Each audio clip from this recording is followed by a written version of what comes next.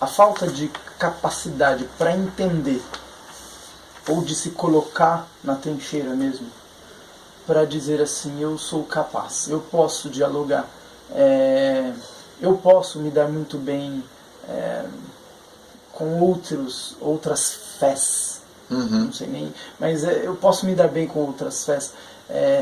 Isso já é uma discussão que, de alguma forma, a gente já não quer lidar faz muito tempo, né? Então, eu não estou dizendo aqui que o diálogo vai ser ou é a solução para todas as coisas. O diálogo não é a solução. O diálogo é, na verdade, uma proposta. Uma proposta principalmente pessoal. E caímos no individualismo, sim. Mas é uma proposta pessoal, porque se eu me coloco sabendo o que sei, como se não soubesse nada, para ouvir o outro, para dar espaço para o outro, tocar nas minhas ideias, tocar na minha história,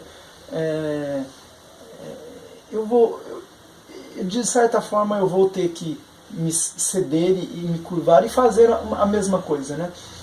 E eu acho que daí essa é a proposta do diálogo.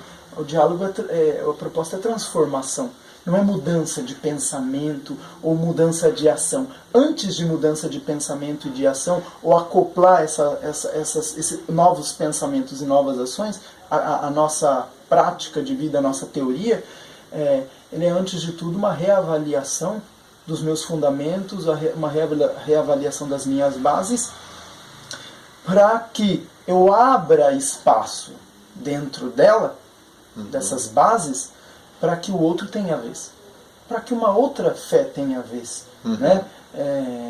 E isso não é ser relativista ao extremo, isso não é ser liberal ao extremo, longe disso.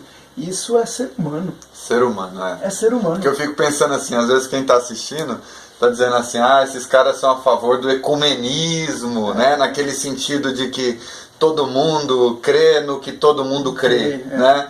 Quer dizer, e daí cai numa bobagem, porque o que a gente está tentando dizer é que dialogar humaniza as pessoas. Sim. Ou seja, o outro é um ser humano. Às vezes o problema do ser humano é demonizar aquilo que lhe é alheio e diferente. Sim. Essa é a grande questão.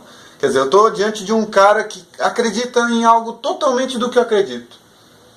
Ouvi-lo, conhecê-lo, saber como ele chegou às conclusões que ele chegou, quais foram as vias, quais são as experiências que ele tem, quais são as posturas que ele teve que o levou a pensar como ele pensa, me humaniza, me conecta a ele no sentido da humanidade.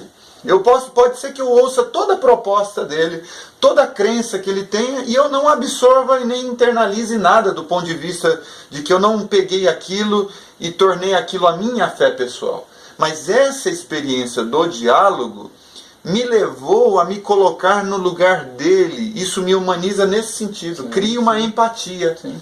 Cria essa experiência da conexão. O cara pode estar profundamente enganado. Eu posso estar profundamente enganado.